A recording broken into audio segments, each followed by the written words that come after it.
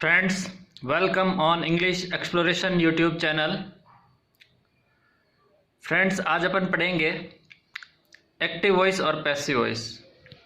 ये active voice और passive voice क्या चीज़ है और इनकी ज़रूरत क्यों पड़ी। सबसे पहले तो अपन ये बात करते हैं कि एक्टिव क्या होता है और पैसिव क्या होता है और इंग्लिश में अपन क्यों पढ़ते हैं।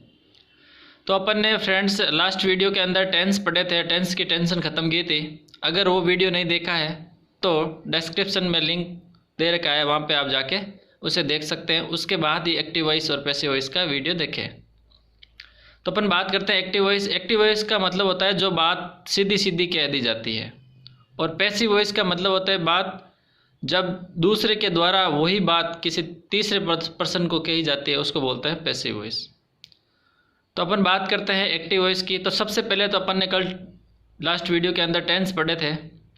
उस टेंस के जो स्ट्रक्चर हैं, जो सेंटेंस है, उन्हीं को ही पैसिव के रूप में ट्रांसफॉर्म करना इज कॉल्ड पैसिव वॉइस। उसको पैसिव वॉइस बोलते हैं। तो अपन सबसे पहले बात करते हैं एक्टिव वॉइस और पैसिव वॉइस की। तो पहला जो अपन नंबर लगा रखा है ये है simple present tense. Simple present tense के अंदर सब्जेक्ट प्लस वर्ब की फर्स्ट फॉर्म के साथ एस या ई एस प्लस ऑब्जेक्ट, ये अपन ने कल भी पढ़ा था पिछले वीडियो के अंदर टेंस के अंदर। तो ध्यान रखना, सबसे पहली बात तो मैंने आपको बोला था पैसिव वॉइस का मतलब होता है वर्ब की थर्ड फॉर्म। हर पैसिव वॉइस के अंदर वर्ब की थर्ड फॉर्म होगी, इस बात का ध्यान रखना। पैसिव वॉइस मतलब वर्ब की थर्ड फॉर्म। तो एक्टिव का पहला सेंटेंस है सब्जेक्ट प्लस वर्ब की फर्स्ट फॉर्म के साथ एस या ई एस प्लस ऑब्जेक्ट है। ये सिंपल प्रेजेंट टेंस का स्ट्रक्चर है, इसका पैसिव बनेगा। और पैसिव वॉइस के अंदर एक बात और ध्यान रखना, सब्जेक्ट ऑब्जेक्ट में चेंज होता है और ऑब्जेक्ट सब्जेक्ट में चेंज होता है। और जो सब्जेक्ट होता है वो बाय कोई भी प्रीपोजिशन लेता है, मोस्टली बाय प्रीपोजिशन लेता है, लेकिन कुछ वर्ब्स हैं जो अपना खुद का फिक्स प्रीपोजिशन लेती है, तो वो प्रीपोजिशन भी आ सकती है। तो बात करते हैं सिंपल प्रेजेंट टेंस। इसका स्ट्रक्चर होता है सब्जेक्ट प्लस वर्ब की फर्स्ट फॉर्म के साथ एस या ई एस प्लस ऑब्जेक्ट, ये फर्स्ट है। इसका पैसिव वॉइस बनेगा सब्जेक्ट की जगह ऑब्जेक्ट आ जाएगा, और उसके बाद इसकी हेल्पिंग वर्ब आएगी इज एम आर। प्रेजेंट के अंदर is am are helping verb होगी। उसके बाद वर्ब की थर्ड फॉर्म तो होगी ही होगी, पैसिव का मतलब वर्ब की थर्ड फॉर्म। उसके बाद बाय, बाय एक प्रीपोजिशन है, इसकी जगह कोई भी फिक्स प्रीपोजिशन, नॉन, टू, ठीक है, इस प्रकार की प्रीपोजिशन आ सकती है। और उसके बाद आ जाएगा सब्जेक्ट। उसके बाद बात करते हैं सिंपल पास्ट टेंस की। सिंपल पास्ट टेंस का मैंने बताया था आपको, सब्जेक्ट के साथ वर्ब की सेकंड फॉर्म। वर्ब की सेकंड फॉर्म हमेशा सिर्फ और सिर्फ सिंपल पास्ट टेंस के अंदर आएगी। और उसके बाद ऑब्जेक्ट, सब्जेक्ट प्लस वर्ब की सेकंड फॉर्म प्लस ऑब्जेक्ट। इसका पैसिव वॉइस बनेगा object plus helping verb was verb plus verb की थर्ड फॉर्म पैसिव वॉइस के अकॉर्डिंग आती है। उसके बाद प्रीपोजिशन और सब्जेक्ट। उसके बाद बात करते हैं थर्ड, सिंपल प्रेजेंट टेंस हो गया, सिंपल पास्ट टेंस हो गया, और थर्ड है simple future tense. Subject plus will या सेल प्लस वर्ब की फर्स्ट फॉर्म। विल या सेल के बाद मैंने बोला था हमेशा वर्ब की फर्स्ट फॉर्म आएगी। विल या सेल को मॉडल भी कंसिडर करें तो भी विल और सेल के बाद हमेशा वर्ब की फर्स्ट फॉर्म प्लस ऑब्जेक्ट। इसका पैसिव वॉइस बनेगा ऑब्जेक्ट प्लस विल या सेल प्लस बी, क्योंकि वर्ब विल और सेल के बाद वर्ब की फर्स्ट फॉर्म आती है, लेकिन पैसिव वॉइस है तो थर्ड फॉर्म तो आनी है। तो विल या shall plus be plus verb की थर्ड फॉर्म प्लस प्रीपोजिशन और फिर सब्जेक्ट आएगा। तो ये सिंपल प्रेजेंट, सिंपल पास्ट और सिंपल फ्यूचर के हो गए। अब बात करते हैं कॉन्टिन्यूस की। तो प्रेजेंट कॉन्टिन्यूस, ये नंबर 4 की बात कर रहा हूँ मैं। Subject plus is am are की आईएनजी फॉर्म कंटिन्यूस के अंदर प्लस ऑब्जेक्ट। तो इसका बनेगा object plus is am are plus being, क्योंकि आईएनजी है, कंटिन्यूस है, तो बीइंग तो आएगा ही, ठीक है। और उसके बाद आएगी वर्ब की थर्ड फॉर्म, क्योंकि पैसिव वॉइस है, प्लस प्रीपोजिशन प्लस सब्जेक्ट। उसके बाद बात करते हैं past continuous tense. Post continuous tense के अंदर ये 5th नंबर पढ़ रहा हूँ मैं। Subject plus was verb plus ING plus object. तो इसका बनेगा object plus was verb plus being plus verb की थर्ड फॉर्म। थर्ड फॉर्म क्यों आएगी?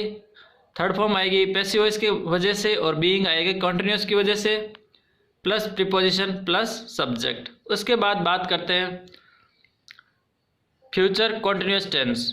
फ्यूचर कॉन्टिन्यूस टेंस के अंदर सब्जेक्ट प्लस विल या सेल प्लस बी और आईएनजी फॉर्म प्लस ऑब्जेक्ट। तो इसका बनेगा ऑब्जेक्ट सब्जेक्ट की जगह, फिर विल या सेल, फिर बी तो है ही, फिर बीइंग। बी और बीइंग दोनों एक साथ नहीं आ सकते, इसलिए याद रखना फ्यूचर कॉन्टिन्यूस टेंस का पैसिव वॉइस नहीं, तो फ्यूचर कॉन्टिन्यूस टेंस का पैसिव वॉइस नहीं बनता है। उसके बाद बात करते हैं 7th number present perfect tense. Perfect का मैंने मतलब बताया था, परफेक्ट का मतलब हैज हैव हैड के बाद वर्ब की थर्ड फॉर्म होगी। परफेक्ट का मतलब हैज हैव हैड के बाद वर्ब की थर्ड फॉर्म होगी, इसको आपको ध्यान रखना है। ये गोल्डन रूल नंबर 3 के अंदर भी मैंने आपको बताया था। तो सब्जेक्ट के बाद 7th number subject plus has या हैव प्लस वर्ब की थर्ड फॉर्म प्लस ऑब्जेक्ट बनेगा। और इसका 7th का पैसिव वॉइस बनेगा सब्जेक्ट की जगह ऑब्जेक्ट, फिर ऑब्जेक्ट के अकॉर्डिंग हैज या हैव, फिर यहाँ पे बीन लगेगा। इस बात का ध्यान रखना, बीन प्लस वर्ब की थर्ड फॉर्म तो लगेगी ही, क्योंकि हैज हैव के बाद हमेशा थर्ड फॉर्म आती है और बीन क्या है थर्ड फॉर्म है। और उसके बाद वर्ब की थर्ड फॉर्म पैसिव वॉइस के according plus preposition plus subject. उसके बाद अपन बात करते हैं पास्ट परफेक्ट टेंस की। पास्ट परफेक्ट टेंस के अंदर सब्जेक्ट प्लस हेड, इसके अंदर हेड ही है तो कोई प्रॉब्लम वाली बात है नहीं, प्लस वर्ब की third form plus object. 8th का पैसिव वॉइस बनेगा सब्जेक्ट की जगह ऑब्जेक्ट प्लस हेड, हेड के बाद बीन तो आएगा ही क्योंकि हेड के बाद वर्ब की थर्ड फॉर्म, और पैसिव वॉइस वाला third form V3 plus preposition plus subject बनेगा। उसके बाद बात करते हैं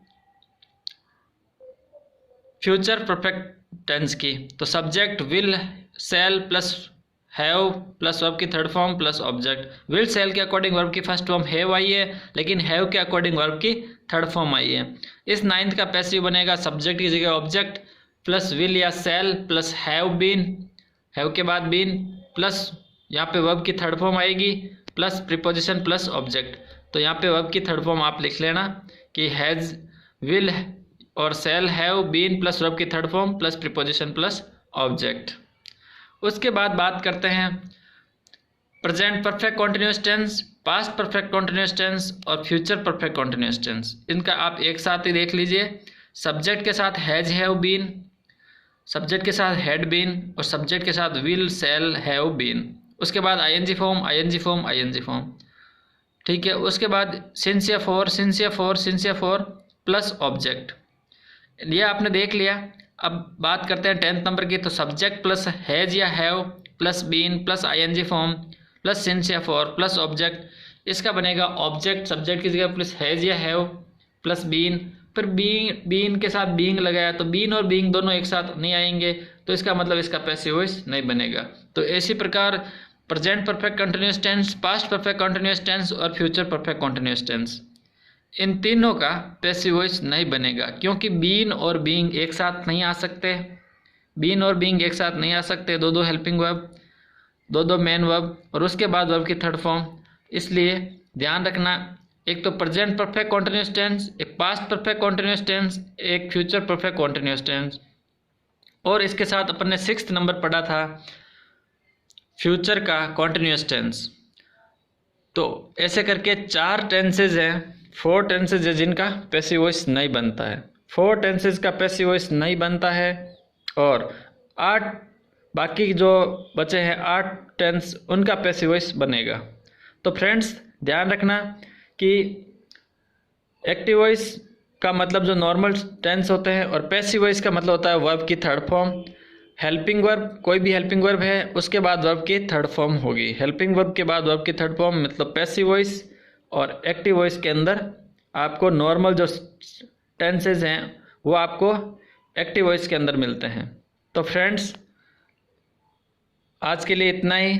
लाइक करें वीडियो को, शेयर करें ज़्यादा से ज़्यादा और सब्सक्राइब करें चैनल को अगर आप नए हैं इस चैनल पर।